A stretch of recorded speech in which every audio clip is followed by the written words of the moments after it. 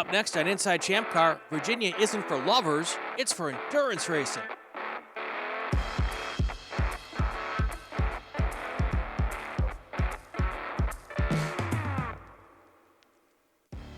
Welcome to Inside ChampCar. I'm Brian Bielanski, along with my fearless leader, Bill Strong. This week on the show, we look back at the 24-hour Classic at VIR. We have an update on the summer of 24s. We talk aero with Johnny C. and some other interesting news. We'll get that all in coming up. Bill, how are you, sir? Have you recovered? Good, man.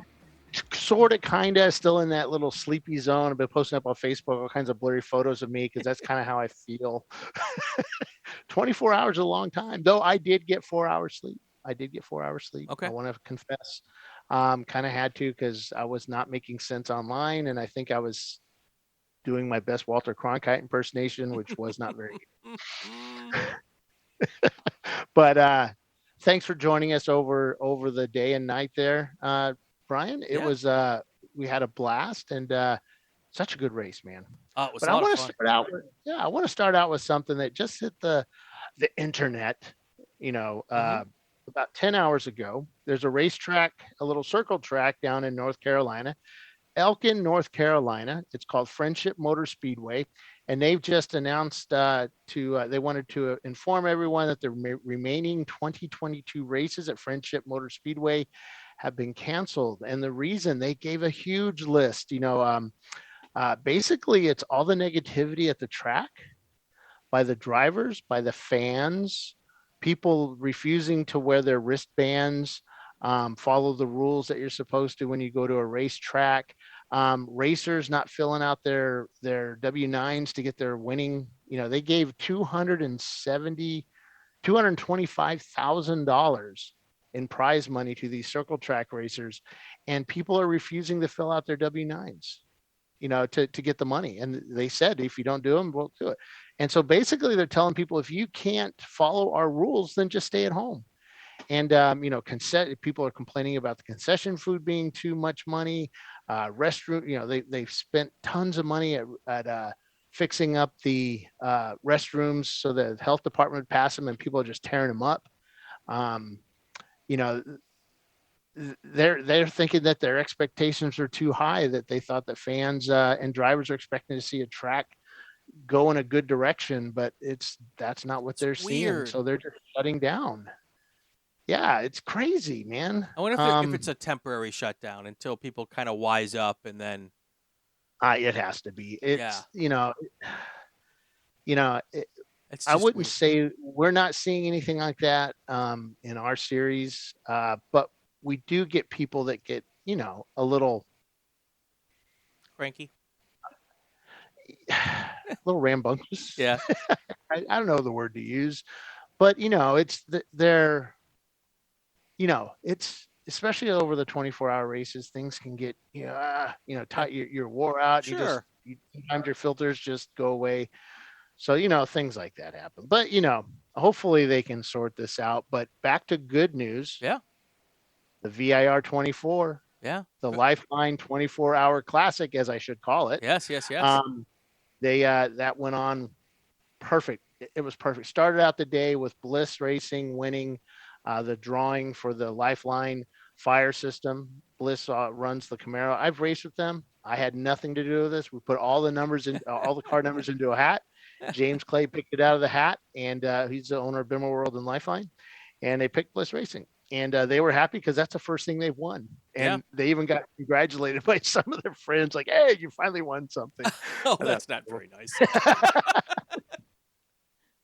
So they did that, and then we went on to the race. Race started right on time at noon on Saturday, and went for 24 hours. We had zero rain, which was really odd. It was cool, which was really odd, but it was deceptively odd, the coolness, because we still had people getting dehydrated. People weren't eating properly. Tiffany had an issue. Yeah. And we'll be talking about that on our show, but she did not eat properly and did not drink properly and didn't get enough sleep because she was doing our show too. Right. She got in the car. She only got maybe an hour's sleep, and she said she was making some serious mistakes, like forgetting to shift, forgetting what gear she was in. And So that goes back to our talk earlier, yeah, last week with, there's something wrong with you if you're forgetting stuff like that. so their car had some issues, and Yep. I think she really thought they weren't going to get back on the track because Yeah, I she did kept too. on saying, I should go take a nap. Oh no, I should go take a nap. And then all of a sudden Yeah. she's like, "Oh my God, the car's back on the track!" Yeah, And that's took a when nap. it dawned on her, like, "Wow, I'm gonna have to get back in that race car now." Yeah. Yeah. So Yeah, it was pretty wild. Yeah, because I was already falling asleep. I remember her going back there. And I just in my head, I'm getting really mad because she gets to take a nap and I don't, because yeah, I had to wait for Polly to come back. right. So, yeah, I was hoping, come on, Paul, All because right, he always comes back. so who won this thing? Pinky? Wait a second, I'm on the wrong page. No, I'm on the wrong page. There it is. Pinky's out swap. The Huggins Motorsports, Huggins Racing, won with 20 total time was 23 hours 59 seconds 23 hours 59 minutes 16 seconds, did 518 laps. Yep. And he won for the fourth year in That's a just row. nuts. That's insane. That's just And nuts.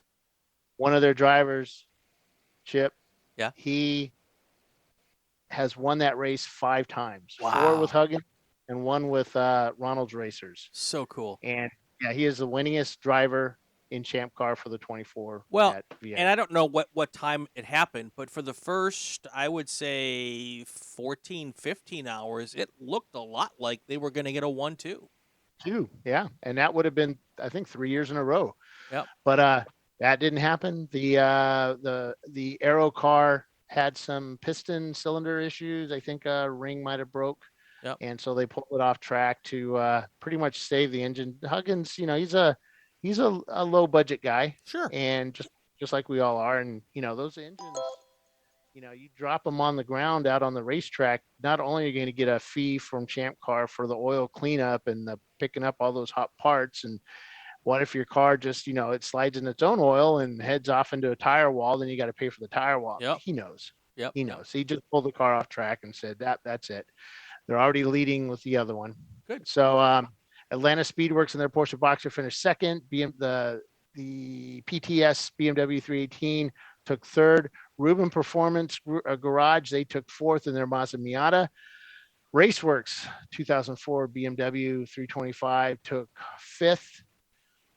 Sixth was the Rockwell Development Porsche Boxster. They're an IMSA team. Yeah. Seventh was Wheels America with their Mazda Miata. A lot of Miatas up front, which is normally we don't see that many Miatas up there, but they were up there. RRT Racing, the old Greg editions Miata, in eighth. 9 was Open Throttle Racing, their Mazda Miata, and then Team Honda Research West in 10th. That's the factory Honda guys that brought 3 cars out, and they did pretty well.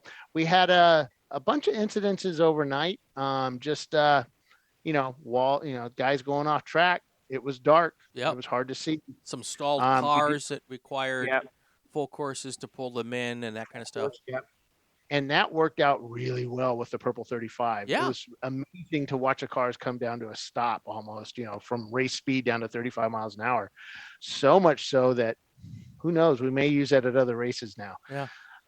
So for those who don't know, the Purple 35 is essentially a virtual safety car. Everybody's going to come down to 35 miles per hour. The Flagtronics units will set off the electric shock treatments if you're not going 35. It's like a cattle. No, I'm just kidding. But they do alert race control if you're going too fast, and then race control can throw that flag no one ever wants to see at you. Yeah, the black one. Yeah, that black one. So cool. Yeah. So let's talk summer 24s. Yep, we had the summer of 24s. You were ahead of me there. Hey, Summer I'm all 24, over this, man. Chill Out Systems provided a Quantum Pro to the winner of that. They also got trophies for the first 3 places. RVA Graphics and Wraps was 13th place overall, finishing first at Nelson Ledges, and total of 14 points. They take the win. Yeah. MDR Motorsports finished with 19 points. Blake's Garage tied with Vissel Racing Group, but Blake's Garage had the highest finish, which was a second place over those 2 teams. So they won the tiebreaker. Visceral tied for third, and in fifth place would be Atlanta Speedworks in their Porsche. Yep. So real Fun quick on RVA, I got to give them props Mhm. because they did not get there easy. In the No. middle of the night, they had to swap out a left rear caliper, and they took care of that really quickly. I think they only lost like 4 or 5 laps for that change, and then just after daybreak, they had some issue with the radiator, and Yep. and they swapped There's out a a hole radiator. in it. Was that what it was? I wasn't sure what. I assumed that's what it was. You don't swap a radiator unless it's leaking. Ah, yeah. So they had to swap out a radiator, and they got it done, got it back out there, and it all held together till the end, and they took home the cool prize. So See, Justin, the cool prize. Do you see what I did there? yeah. Oh yeah. Justin Andrus, who's the president of Woodfin Oil, he and also runs RVA Graphics. He posted up that one of his crew chief, who's Donnie, who's my son's boss, Right. I think it was, said basically this was the hardest they've ever had to work to finish 13th. Wow. Yeah. Ever. And they and that 13th got them the overall win in the summer of 24. Right. So, and that's big. The last winner that was Visceral Racing. They won the summer of 24s, which was 3 races. It was Nelson Ledges, the VIR24, and the 24 at Utah Motorsports Park. So, all right. But yeah, fun weekend. Absolutely. So this is a good opportunity. Let's stop for a second, and we're going to hear from everybody but the Corvettes, right? Yeah, I did. So a lot going on, a lot of people wanting things, and I didn't have something, so I got to interview everybody but the Corvette, which finished first in D class, and that is, hold on, let me get them real quick. Yeah, let's give them some props. Results by class. Boy, there's a lot of people with class. Oh, there's not too many people with class in the D class. Brake check in their 84 Corvette, and we're going to have them on the show. I told them that we're going to, sorry I didn't get to interview, but we're going to have you on our show, and we'll have them on the next couple of weeks. All right. So here's all the winners from the Lifeline 24-Hour Classic at VIR. This one's off the ground. Chris Huggins, Pinky's out. I don't know which is this car? Swap. The swap car. Okay, the swap car. 4 years in a row, your team has won this race. Nobody has ever done that before. 3 was the most, but 4, you've now tied for the most wins of the Lifeline 24-Hour Classic. Dude, that was just epic. That was epic. Yeah, Simon Says has 4, and now we do 2, and that's the team I emulated when I was learning how to do this. So hats off to those guys, and hats off to my whole team, everybody involved that put us here, because it's an effort that takes a whole village. Now, you had one car kind of lost a cylinder somewhere or something like that, but this car ran pretty much flawless the whole weekend, question mark? Yeah. Both cars had braking trouble, right? Which is ironic since I'm the E30 ABS and brake kit guy, right? So this car, the ABS stopped working like in the second stint. Oh. The other car, the ABS pump was clogged because I haven't done my rebuild on the ABS pump yet in that car because I've been doing other people's. And then, I don't know, about 5 in the morning, we started getting oil consumption that just kept growing and growing. So we burned a quart in an hour, and then 2 quarts in an hour, and then 2 quarts in 30 minutes, and at that point I said the motor's going to come apart, so we just parked it to not cause a scene.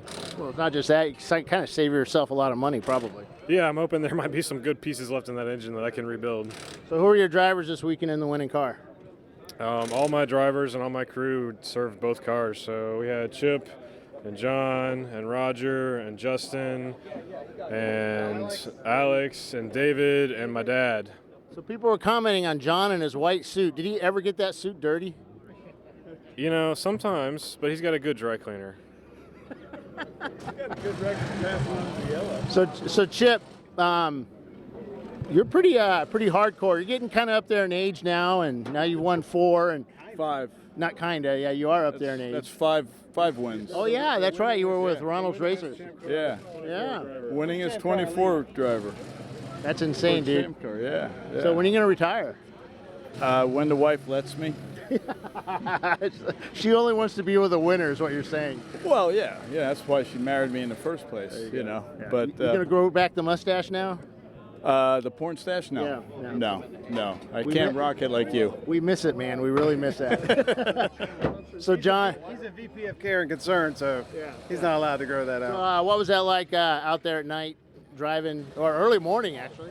Well, I had 2 stints, one in a 146 and then one in a 246, and it was challenging. I mean, everybody was going pretty fast. We had a mixture of Miatas and other E30s and some Porsches, some really fast Porsches that showed up out of nowhere, and just trying to manage traffic and stay out of trouble. We had a decent lead, and unfortunately during my stint, the other car went down. Luckily, they were leading, I was in second. And so then we took the lead, and we just tried to maintain it. I heard there was some radio traffic about, hey, I'm seeing smoke and from a car ahead of you. Oh wait. Yeah, it was actually our car, and I'm like, I hope that's not ours. And then, yeah, it was. Unfortunately, he was smoking pretty good. It was a good thing we ended up retiring that car because it would have blown up at some point. So does that put the pressure on you? And also, you're in second place, trying to hunt down, but or actually protect your leader. But now all of a sudden you are the leader.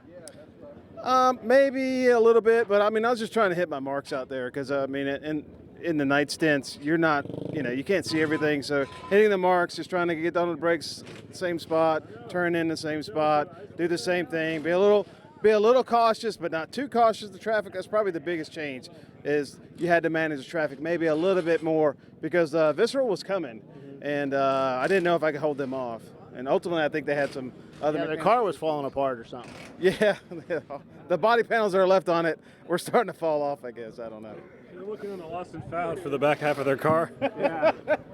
Drove it so No hard, kidding. back half fell. So what are you going to do as a winner now? You going to Disney World or somewhere in North Carolina? I'm going to sleep. All right, guys, congratulations. Fourth win in a row here at the Lifeline 24-Hour Classic. Thanks, Bill. Atlanta Speedworks with your Porsche Boxster second place Lifeline 24-Hour Classic. Kind of come from behind because you guys worked your way up all through the night, and there you were. Yeah, that was a great team effort. This is a brand new car. We built it over the last 2 weeks, and of all the 3 cars we had here, we kind of expected this might be the one with a few teething pains, but it turned out to be the one that was the rock star. So, yeah, something to be said for new cars, I guess. Yeah. Who was your driver this weekend? You'd ask me that. I got to look at the windshield because we had 12 drivers. And trying to remember them all is a lot. That's like sponsors. Who are your sponsors? You look at the car. Yes, exactly. So where are our drivers? I think they're over here. Are they on the front window? There they are.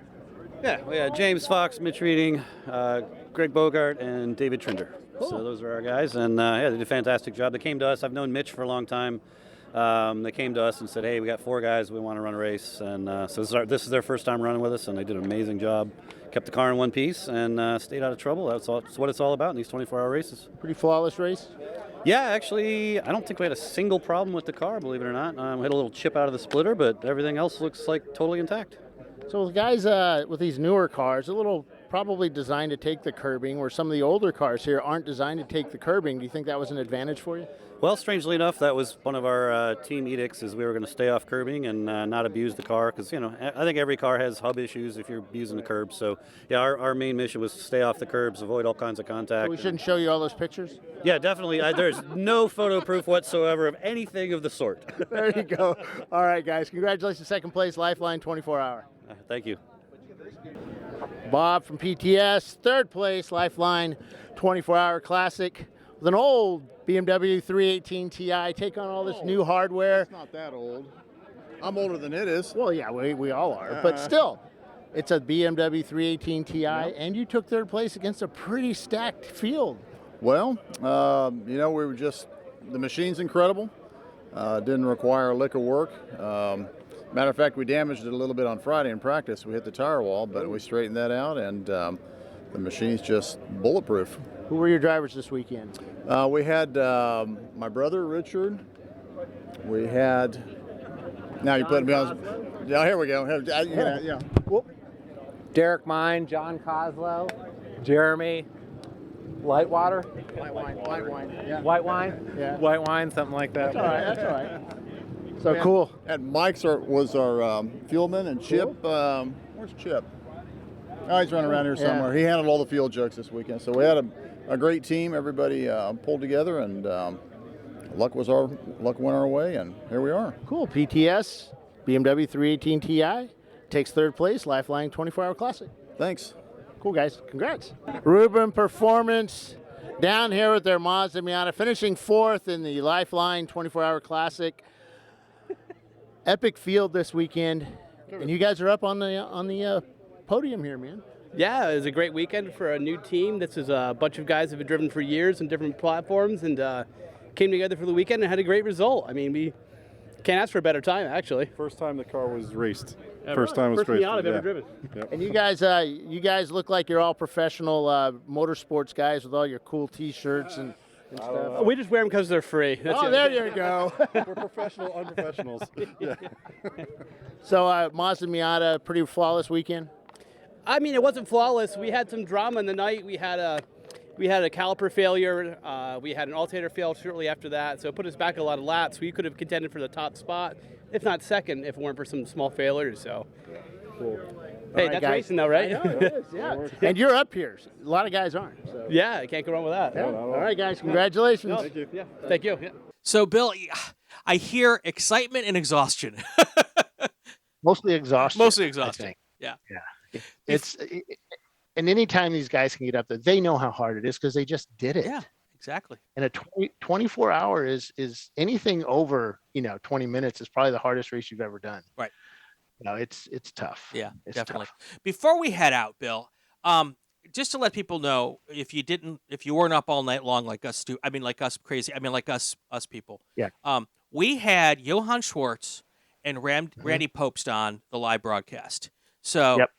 It was between the two of them, I believe it was about almost 2 hours of some of the best storytelling that I can remember ever doing and hearing. So there's 3 broadcasts on the YouTube. Yeah.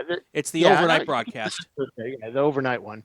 I'm going to actually pull those out, or get Paulie to pull them out, and then we'll put those up as separate videos. Yeah, and I'll put them on the podcast channel too if you'll let me. Yeah.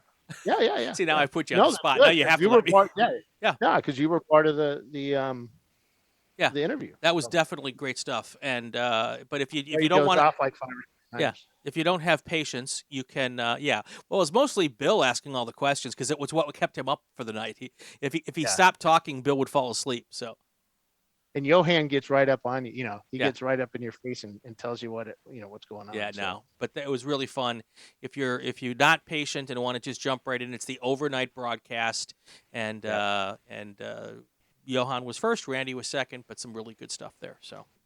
Yeah, it was actually, and it's fun always talking to those guys. Yeah. I really want to get them together one time, talk to them at the same time because there's got to be some jabbing going on. Yeah. Oh yeah. Yep. So, well, that sounds like a podcast to me.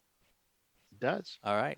I need to get. I think that's it because I need to start packing up before this next interview. All right. And I got to head to Michigan, which is the top #1 places to go on your vacation. There you go.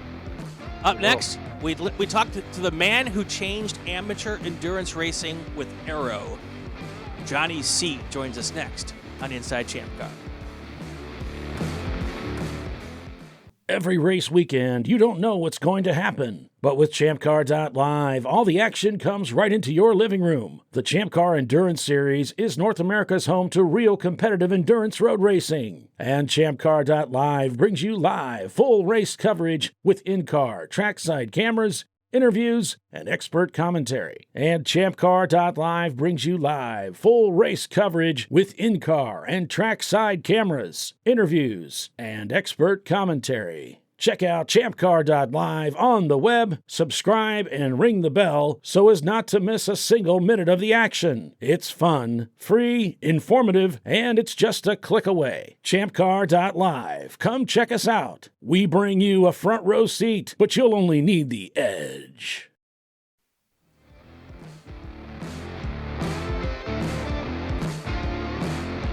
Welcome back to Inside ChampCar. I'm Brian Bielanski. He is Strong.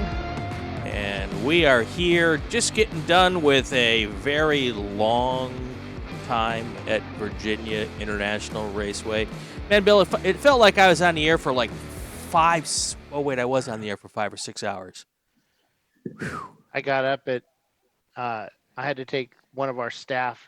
Oh, to work blah, early blah, blah. because we had to be there at 6. They had to be there at 6. I was on this rolling thing. Yeah. Doesn't matter because I still didn't have time to do my work. To the prep. I was almost late with all the cameras. I failed to get a camera in Ben Keating's car. Yeah, it was A long day. I thought I was trying to schedule it out, but we'll talk about that We'll talk later. about But that. hey, we are joined I know. by the man that effing changed endurance sports car racing on the cheap with his wings, or Wang, as everybody knows it. Johnny. Hey, man. Hey, guys. You all know him as Johnny C. It's Johnny Chakowski. As a Bielanski, I figured I got to throw out the name just once. We'll just call him Johnny C for the rest of the show because no one will know what I'm talking about. But I didn't want to have to give up. So are you a member of the Polish Racing Drivers Association of America? My trailer says Cuban American Racing on it. Oh, so we'll have to add that. Multicultural. We'll have to add. We're gonna have to get you a membership to the Polish Racing Drivers Association of America. Anybody can. There really is one. There is one. I'll send you the link. So it says here. It says here you are the guy who changed amateur endurance racing forever. That's a pretty high praise. Well, I mean, it's. I wish I could say it was my idea. Well, the funny thing was that we, I would say 2009, I started racing in Lemons, and then we did our first ChampCar at the time race in 2010, VIR for the 24. We brought a car with a spoiler. People just laughed at it. I built another. I built a car for. We had one of our Mod Squad cars that we took to Charlotte, and I thought it would be funny to throw this. I'm doing finger quotes eBay wing. Back then we had coins for all our stuff, and it was a $900 plus APR dual element wing that we stuck on the back of it. And everybody again laughed because the car sat 4 feet up in the air. I had a splitter. We had the proper width in between the two elements, and it worked. It moved things out of the way. No, I was saying a little bit of cheating. Oh well, and then we put that on my yellow car that we took to Daytona the first time. And again, more people are looking at this car because now it sort of looks like a race car because it's yellow. Yellow is fast. And again, people would walk up and say, that's slowing you down. And I would laugh because it's like we've raced the car without a wing and we've raced it with it and actually decreased our lap times, which ultimately is what you want, not top speed. I wanted better lap times. Top speed meant nothing, especially at most tracks. And it was getting around those corners faster. And ultimately we went to a bigger wing, went to like a 14-inch cord home built out of plywood. We that was you guys? Yeah, that was Troy Trulio with the Biohazard made us a bunch of wings. Made one for me, for him, and for Ballinger Motorsports, their car. And it was a 14-inch cord. We each had our own little profile that we used. My profile was low drag, high downforce, or high lift, helicopter wing. So do you use that profile for your Tinder as well? High drag, low downforce? Yes, my Tinder profile is high drag. Okay. Yeah, high downforce. Just high all the time. Super drag. Yes, super drag. Super drag. He's just high downforce, dresses in drag. That's the other. That's not Tinder. That's the other one. Oh, that's Grindr. Yes, that's okay. My Grindr profile. Kidding. Oh. So we all had different ones, and that was a huge difference in our lap times, especially at Road Atlanta. So what you said, Bill, though, was interesting. You said people would tell you it slows you down. Johnny, people don't understand how aero works, right? Well, wait. Oh. So Johnny comes on and said, I'm now working for ChampCar, and kind of the social media stuff. And Johnny says, hey, I'm selling. I got all these wings from a supplier that used to supply us with stuff or something like that. And this is where you take over, Johnny. Okay, so it was. I'm going to back your story up just a little bit. So I was working with Alon just before our meeting, and I was doing just some basic contracting work that I do. And they were, the guys there were like, "Hey, we got this aluminum wing profile that we've been using on the NPO1, and we have like 200 of them, and we're going to sell like 60 NPO1s, right?" And I'm like, "Okay, well, they're like, do you want to try selling it?" And I was like, "No, no, it's a terrible idea." And I'm like, "No, no, that's not going to happen." And they chased me around for a year. I kept doing contracting work, stuff like that. Every time I go in, they're like, "Hey, you should put one of these on your Miata." And I'm like, no. And finally, I was like, getting to the point where I'd gotten the front aero on my Miata good enough that it was taking over the rear wing. Like the rear wing and head on it it couldn't do it anymore. And pretty popular brand, but just that little guy just couldn't do it.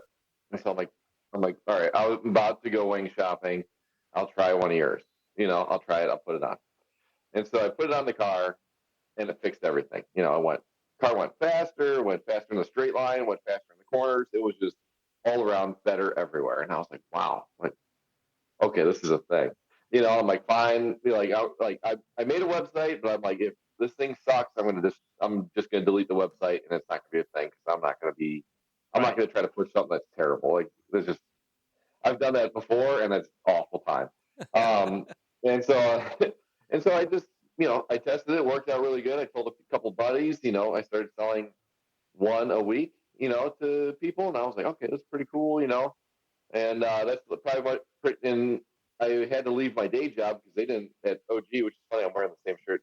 I'm wearing the shirt today. Right, yeah. And I had to leave my job because they were like, okay, you got to pick wings or work for us. And I was like, well, I'm going to do the wings because it's, kind of this new kind of exciting thing to do. Yeah. And I've been feeling there's 4,000 ChampCar racers out there that need wings. Yeah. Well, it turns out there's more like 6,000 at this point. And so, I'm like, all right, I'm going to do the wings, and that's when I met up with you, and I was probably a little bit nervous because I just left my job. Yeah. I'm like, hey, it'd be really helpful if you guys could, give me a good word, or tell a friend, and that kind of a thing.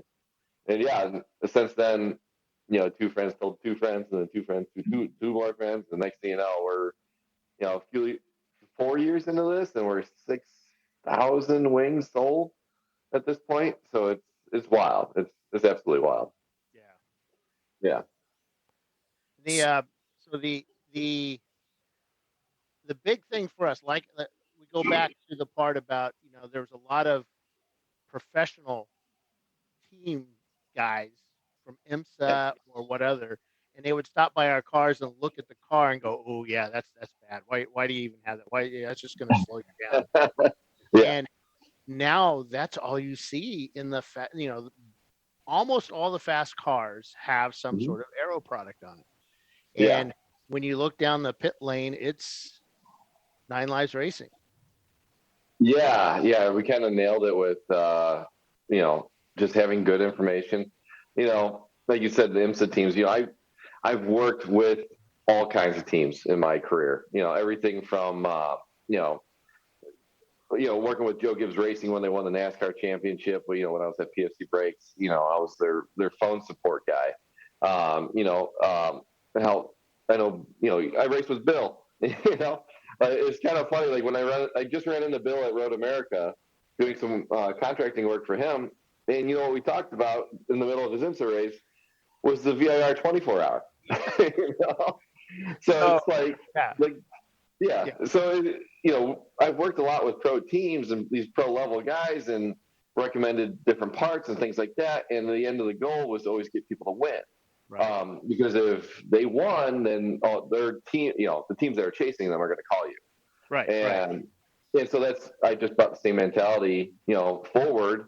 And I'm like, look, I don't care about anything but winning. That's all we want to do. I want our racers, that we want the guys in the Wang gang to be on the top step every weekend, just dominating. And I will do whatever it takes. And that's not a mentality that manufacturers have. Manufacturers have how can we build this cheaper? How can we ship more? Like how can we do? Like that's the mentality. I'm sitting there going like, no, we need to win.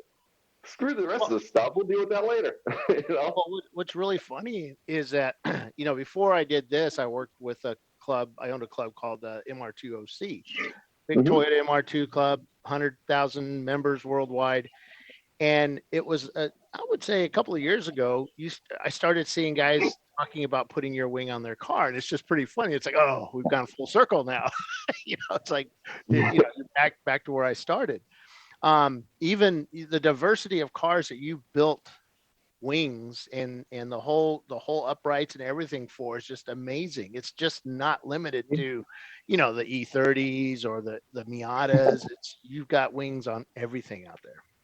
Yeah, that was definitely like rule number one is I didn't want to get pigeonholed in one avenue, right? So like we started with Miatas because I raced a Miata and I had a lot of people who watched our builds and things like that. So we started with Miatas. And as soon as we got going, everybody wanted us to do a splitter kit. And I was like, no, I'm going to build wings for E36s. Right. Because I know BMW guys need this stuff too. Like the E36 crowd's the same thing. Right. They're kind of, budget racers, stuff like that. Like, no, I'm going to go support those guys because nobody else is. And it was like that. And then I just kept pushing. I'm like, no, I'm going to keep finding these little pigeonholes of guys that aren't getting supported, and I'm going to go help them out as best I can. And, that's been the thing. And then now we're getting into splitters. But, still, it was like, we need to help the racers go faster. And give them the safety data.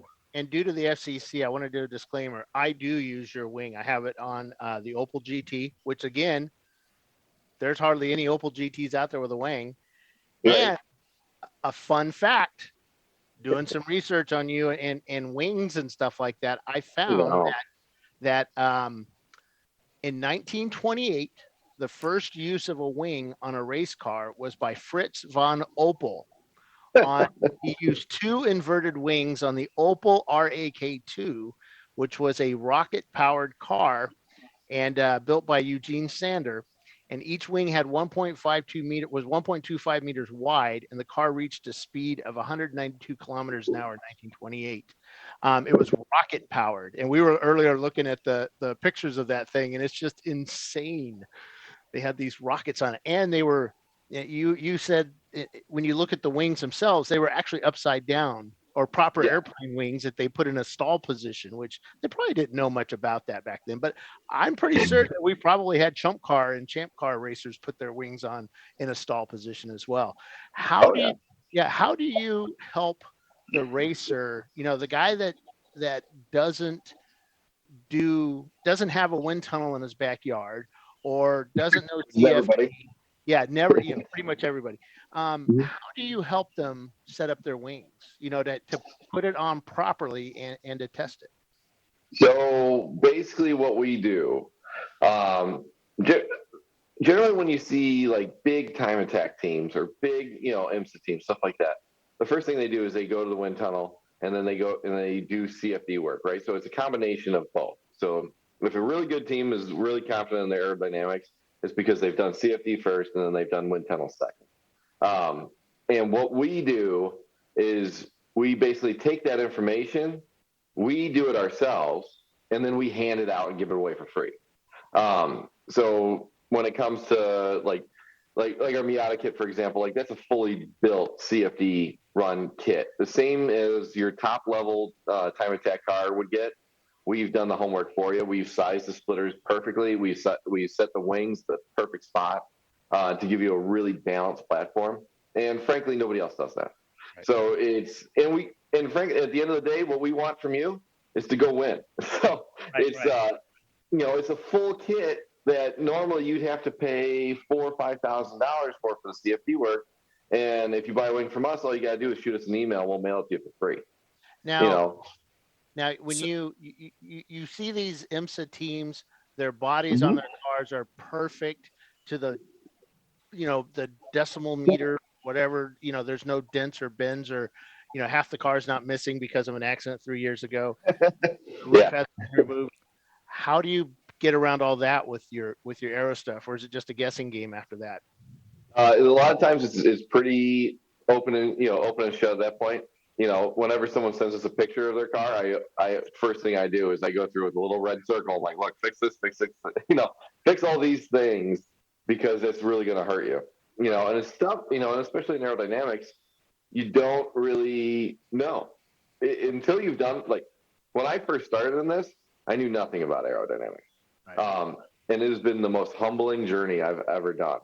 When I was doing the braking thing and the safety thing, you kind of had roadmaps ahead of you, and you can kind of follow the path of those. And this, there is none. So I would be like, you know what?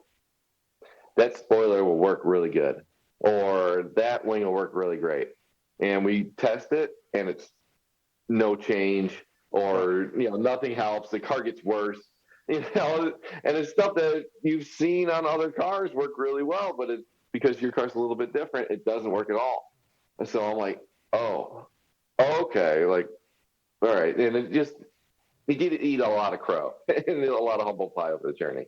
One of the benefits of ChampCar, Lemons, WRL, any of the amateur endurance series was that I actually got to try all the things that I'd read about since the early 80s about aerodynamics on race cars.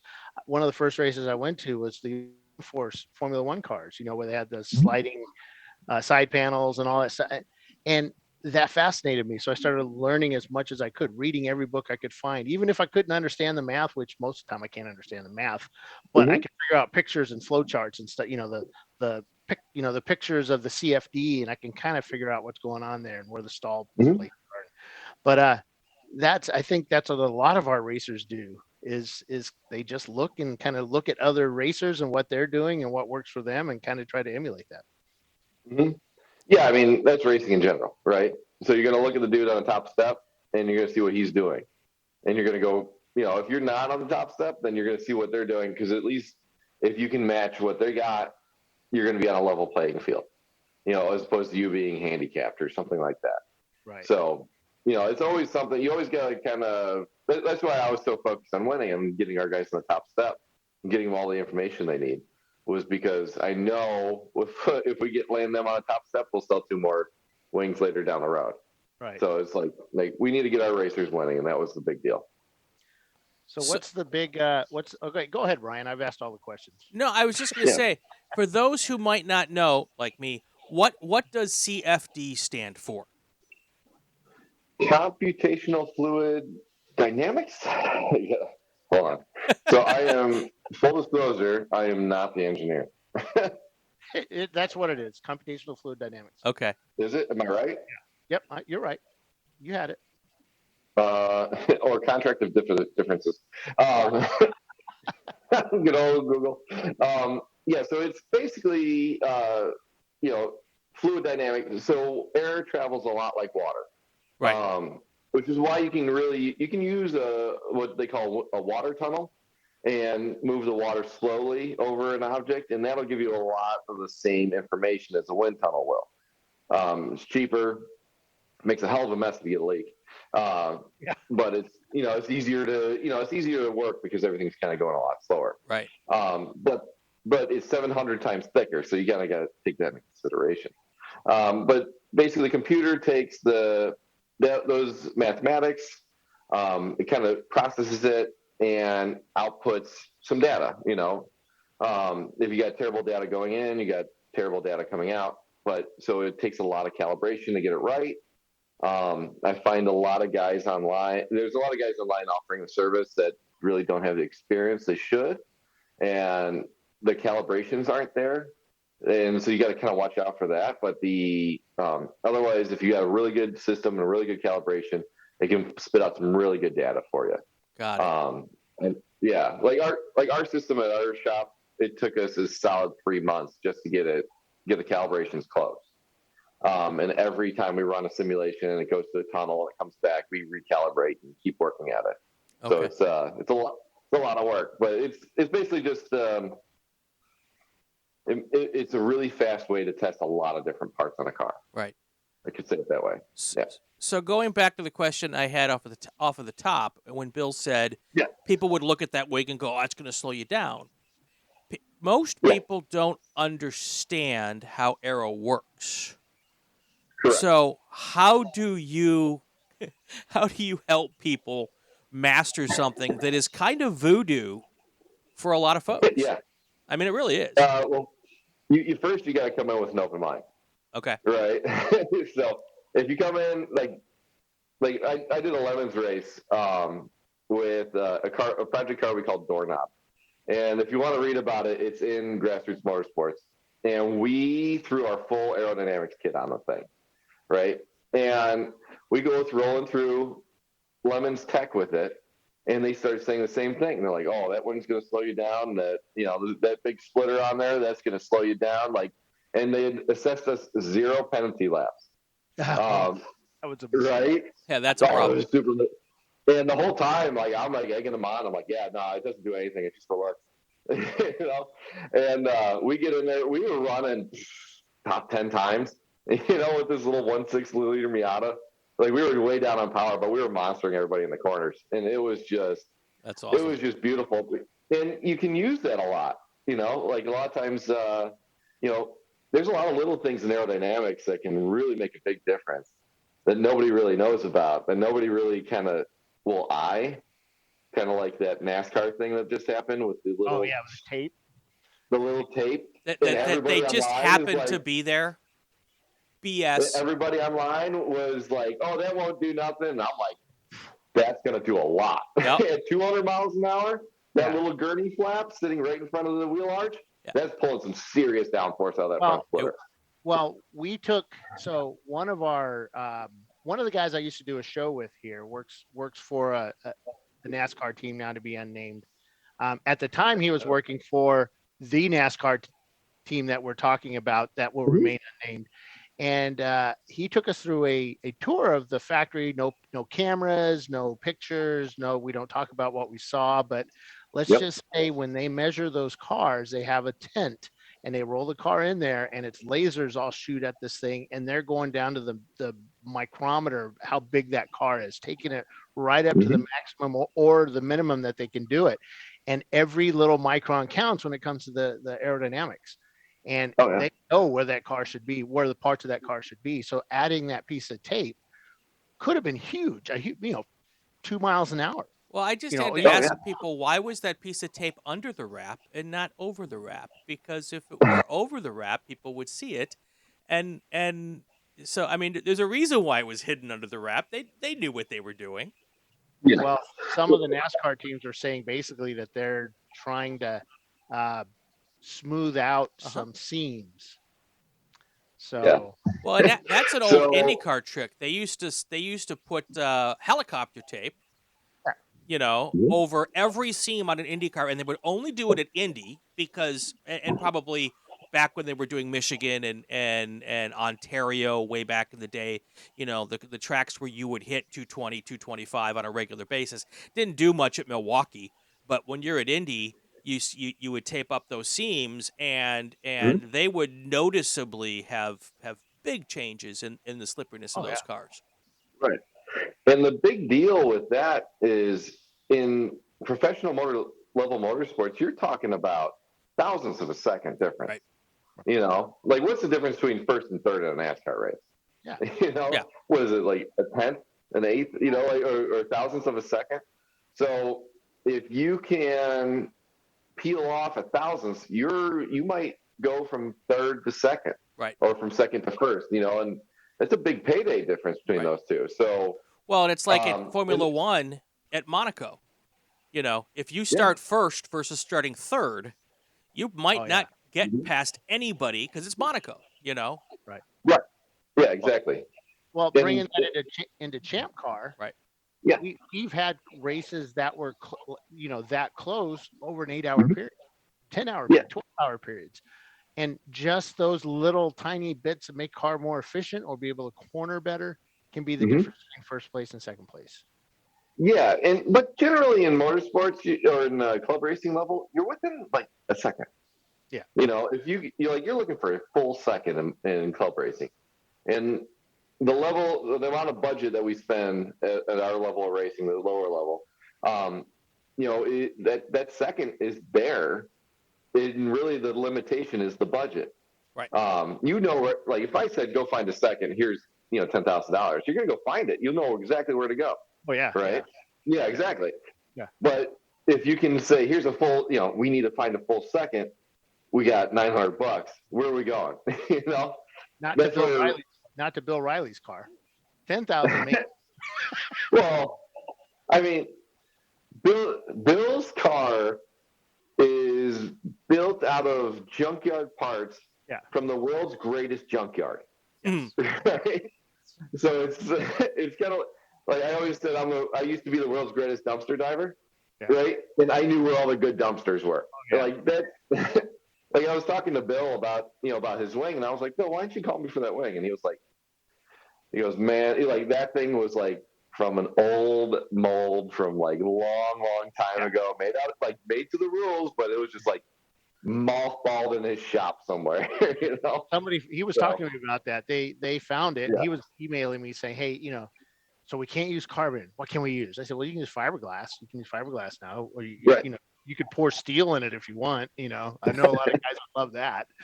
Yeah. So now I've been trying for the last couple of years to get carbon fiber approved as a wing material. Of course, the board keeps slam dunking that down and out, or whatever they do, batting it out of the way. Nope, don't want carbon fiber. But do you think there's a performance increase or decrease? Performance decrease, or does it make your car faster to use carbon fiber wing versus an aluminum wing? So the question is carbon or aluminum, right? Yeah. So have you seen my Miata, the car we built? Yeah. Like 420 horsepower. Nothing. I mean, it's a lot, but it's not a ton. No. Right. I can't give you the backstory on that. It's about the same power to weight ratio as those Ecotech Miatas that we have running with us. Yeah, it's a little more. That was a joke. A little more, yeah. But so on that car, that was like my way of demonstrating that you don't need to spend the extra $1,000 on a carbon fiber part, right? That if you build the car smartly, you can still go fast, because we set the fastest Miata to ever lap Barber. We're the fastest Miata to ever lap VIR. We were the fastest Miata ever lap Road Atlanta, which we're coming back with a vengeance to try to get that lap back. But there's not an ounce of carbon fiber on that car. And we're running at Barber, we're running 127s, at VIR, we're 136s. There's no carbon fiber on that thing. There's no fancy materials. There's maybe a little bit of magnesium, in the transmission. But other than that, it's pretty much normal junkyard stuff. Right. I would say that car is probably about the same cost to build as some of the Champ cars. So is it worth it? Remember when I said, hey, I need you to go find a second, here's 10 grand. Right. Right. But really you only have $1,000. Like, is it worth it to spend an extra $1,000 on a part that's going to be 4 pounds lighter? Like you could probably spend the extra $1,000 on somewhere else and get yourself even more time. Go for a jog. 4 pounds. Most drivers can lose 4 pounds in, Yeah. I mean, honestly. What kills me are the guys that don't buy the aluminum wing, buy the car. Yeah, get rid of all the chocolate. The guys that don't buy the aluminum wing, buy a carbon wing, and then build such a giant structure in the trunk that they add an extra 10 pounds into the trunk just to hold the wing that saved them 4 pounds. Right. And they spend an extra $1,000. I'm like, it's the whole thing, guys. Like it's the wing, it's the mounts, all of it. Right. It's the whole thing. Don't just oh yeah, we got this handled, and then just forget about the rest. Yeah. It's like the guy, the 200-pound bike rider who spends $4,000 for a 16-pound bike when they could have a 17-pound bike for $1,000 and just lose a pound of body weight. Yeah, exactly. It's like, where are you spending your money? Where are you spending your money? Yeah. So the VIR24, which we just got done with, Huggins with the pinkies out aero car was leading that race. Till it had a bad cylinder. Started The Yeah. second place car was noticed that there was something smoking ahead and warned the first place car, "Hey, watch it! There's somebody smoking there," and it turned out to be him. But yeah, their car didn't do too well. But we did see a few wings in the up front. Yep. I think Todd with our prototype splitter, like we literally handed him Oh, a yeah, splitter, right. but here, see if this works. And he won second. With our full aero kit, I think we had third place as well. Yep. And I think fourth as well. So I think that was with Mike Gorman. Yep. And the open throttle guys. So they got fourth place, and I think fifth, sixth, and seventh. There were some others up there, but yeah, there's a lot of wings out there. Yeah. It's kind of cool. Yeah. So Yeah, the good old Nine Live's doing good. we talked a lot about wings. Talk to me because we're running out of time, but I guess we're not running out of time. We make the time. Talk to us a little bit about splitters. How important and how much do you get out of a splitter? Not a lot. Okay. So I mean, it's important to use a splitter if you want full, perfect aero balance. Like it's real important on an endurance car, right? Having your balance, your aero balance, matching the weight balance of the car, right? Because you have all that mass pulling you out of direction. You need to have a bit more aero load on that area to keep those tires under control. But generally speaking, like on our GLTC cars that run with Grid Life, they're now allowed a front splitter. So we just added in a bunch of extra rake. It'll kill the front tires faster because you're asking more work out of the front tires. Sure. But generally, we can run a similar lap time as a car with a wing and no splitter as a car with a wing and a splitter. It's just that you're going to be burning up front tires a lot faster. Got it. And endurance racing, that's important because you don't want to have to change tires. Yeah, yeah. Gotcha. Yeah, Gotcha. exactly. If you got anything longer than, a 40-minute sprint, then yeah, that splitter's going to be a big help to you to keep those front tires alive. Cool. Man, I learned a lot today, Bill. Yeah. It's it's funny. Like I said, I learned everything. I learned as much in books as I could. I had a friend, his wife was a rocket scientist, and she worked the CFD for a company that built a Renault. I think it was a Renault or one of those French car companies at One Pikes Peak. And all they did was the aero on CFD. They didn't do any wind tunnel. It was just a test to see if it worked. They then got the contract to design the new front end on the new Ford Mustang. And she did that. And the funny part about that, and I've told this a few times, I don't know here, but she called her husband and said, "Hey, these Ford guys keep saying something about a splitter. What is a splitter?" He didn't know what it was. And he said, "It's a diffuser. It's a diffuser, a front diffuser goes on the front." Okay. And she understood what it was. But I found that pretty funny because there's a lot of terms in racing that we use that, the high-end guys don't use. And I got a call from a guy that was like, "What's a gurney?" He's like, I've been a pilot for 16 years and I've never heard of a gurney before. And I was like, "It's a wicker." And he goes, "Oh, okay." Exactly. Exactly. It's named after the dude who used it for the first time. That's all. Yeah, and Dan Gurney for president. Exactly. Amen to that. Yeah. Amen to that. Mm-hmm. Anything else, Bill, before we head out? That's it. We'll probably have more questions for you in the future. Oh yeah, I'm always around. You shoot me a message. I'm always on Facebook. Probably a little too much. And so find us there, Instagram, all that stuff. If you guys need any help, shoot Nine Lives Racing. It's actually funny watching his Facebook page because he just posts up some of the craziest stuff that they're doing. Some of the funniest stuff they're doing, and Yeah. It's funny, like our building that we're in the old Elan building. And there's big autoclaves. There's a bunch of shops that are renting stuff out in there. Brazelton, Georgia, right? Brazelton? Yeah, we're right next to Atlanta. And the guy next to our shop has like this like super secret, like you can't tell anybody what it is. He doesn't he barely lets anybody in the door kind of stuff. Right. And I'm like, "Man, you and I run our businesses completely different." He goes, "Oh, can I come over to your shop and look at stuff?" I'm like, "Dude, just go on Facebook. I post pictures every day." Like it's all right there. I have nothing to hide.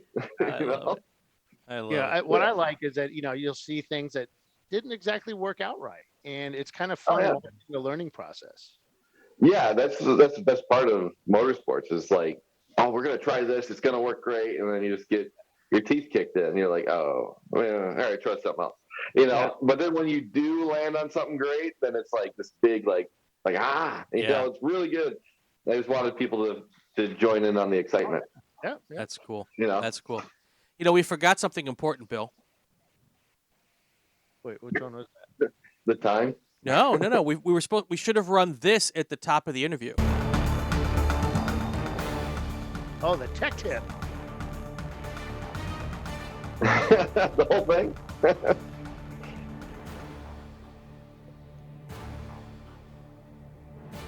Any excuse I can use to run the tech tip music. You love that song. I do. I mean, the entire interview was a tech tip. Oh yeah. It's awesome. So what I do. any big sales coming up, Johnny? Black Friday is the biggest, man. Yep. It's like I say that with like disdain because I know we're gonna right now we got like 100 open orders and we're busting our butts trying to get out. And I know when Black Friday hits, like that thing's gonna grow to like 200, 300 orders. We're gonna be like, oh. So do you build endless nights? Do you build wings before they're ordered, or do you wait? So we try our best to. I was actually just talking with Bimmer World about this. We do 100% overrun on the wings. So we'll if we got like 4 E36 kits, we'll build 8. Okay. That kind of stuff. And the way stuff has been going lately, by the time they're done getting built, they've already been sold. So it's like you're constantly trying to as a manufacturer is constantly slow down, Oh no. Just want to get caught up. That's a good problem to have. I get caught up eventually. That's what people keep saying. The jigs he has to store all these to be shipped is pretty impressive, and you could tell the Black Friday ones. He hasn't shaved for a week, 2 weeks. Yeah, hair's all over the place. He's got burn marks from from welding the uprights, and it's just looks like ZZ Top. I forgot about that. I love it. It's coming up. All right, it is. Johnny C. Thanks, Johnny. Thank you for being with us today. All right, guys. Thanks for having me. All right, he's Johnny C. from 9 Lives Racing. We're going to have a whole lot more. Talk about Gingerman. That's coming up next. We'll do that after the break. This is Inside ChampCar on the Racing Wire Podcast Network.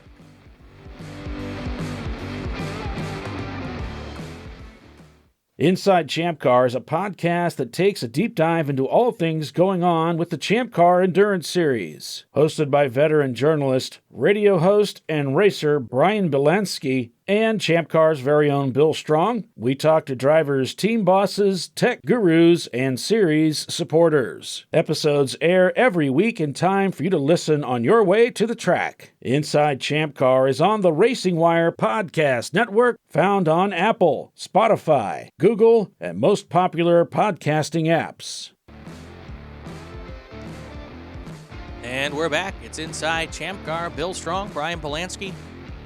Coming up, first of all, man, Johnny C. That dude's got more in his brain than I've got in my little finger. He's a rock star. He is an absolute rock star when it comes to this stuff, and found a niche that's doing well for him, which I always like to see that. Some company that, you see him come and go like crazy. Crazy, and he's been in business for quite a while now, doing his thing, man. Love it. It's pretty good. Love it. Hey, we are going to Gingerman. I leave for Gingerman. Gingerman bright and early in the morning. Head for Michigan. Going to be an 11-hour drive for me. And we got 33 cars signed up. Some notables would be Bavarian Mustache Works. They won Indy a couple years ago. Begley Motorsports, which I'm going to show you something which the podcasters can't see. Okay. This is the only Champ Car Hot Wheel made. Nice. And it's all labeled up Champ Car. Well, it's not Hot Wheel, it's Green Light. But Hot Wheel dish. that is the Begley Motorsports Datsun 510. And they're going to be there with their Datsun 510. They're 72. Blue Shells is there. Buck Snort Racing. Now, if you've been in Chump Cars since the early days, you've heard of Buck Snort. They're They're coming back. It's nice to see them come back with their 87 BMW 325. Crank Anchors, Tyler Pedersen, our chair for the board of directors, he's finally coming back and doing some racing with us this weekend. Hastings Tires Plus, Troy. Troy is little Troy, because Troy Trulio is just a little taller than him. But Hastings Tires Plus will be there with his family. They're always fun. Hound Dogs is going to be there. Who else did that? PBR Live. Oh, Tire Rack is going to be there with their BMW. Two Brothers Racing and their Mercedes, which is always a cool car to watch. Waiting for Data, which is always a great one to watch on. Really confuses us on the live timing, Waiting for Data. And Whitnauer Racing will be there with their Mini. So 8 hours and 7 hours. We have a 2-hour break at lunchtime in between the races on Sunday. At lunchtime, not in between the races, but 2-hour break. And we're not doing a show, and I haven't told my staff yet, but we're not going to do a show for the next race. Thompson. Yeah, I have to watch the bandwidth because we have a sold out race at Mid-Ohio. So I have to save it for that. Well, there you go. That's a big race. So, yep. Good stuff. Yeah. All right. Well, we will look forward to catching up with you after Gingerman, and we'll have another great interview, I'm sure. And we'll find. I think we're going to do Chris Huggins because he just won 24, and we haven't talked to him yet. Cool. That'd be fun. That'd be fun. All right. Well, so we'll do all of that next week. If you like what we're doing here, tune in for another episode next week of Inside ChampCar. Subscribe to the podcast so you won't miss any of those episodes. It'd also be great if you share it on your social media channels. You can comment on the ChampCar Facebook page, especially if it's a good one. Bad comments go right to the Bill Strong page. We have new episodes every week. I'm Brian Bielanski. He is Bill Strong. This is Inside ChampCar, a Racing Wire podcast.